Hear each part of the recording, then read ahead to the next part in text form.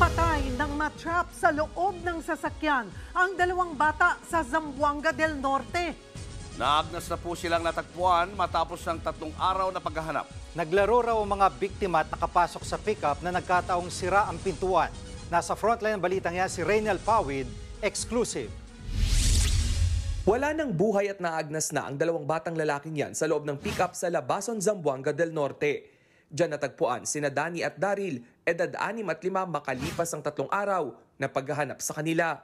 Naamoy raw ng kalapit na talyer ang umaalingasaw na bangkay ng magkapatid kaya nila natuntun ito. Ang tanong, paanong napunta sa sasakyan ang mga kawawang bata? Base sa investigasyon, inakala ng ina ng mga bata na nasa kanilang lola ang mga biktima. Yun pala, naglalaro ang magkapatid. Pumasok sila sa nakaparadang sirang pick-up.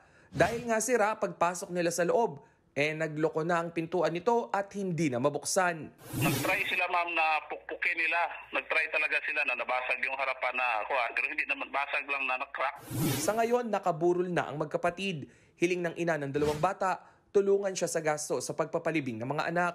Lalo't hiwalay na sila ng ama ng mga bata. Wala raw siyang kakayahang bayaran ang kabaong ng mga bata. Nagbabalita mula sa frontline, Raynel Pawid, News 5. Mga kapatid, Cheryl Cosim po, huwag maging huli at maging una sa lahat sa balitaan. Para sa tuloy-tuloy na talakayan sa Frontline, mag-follow at mag-subscribe sa social media pages ng News 5.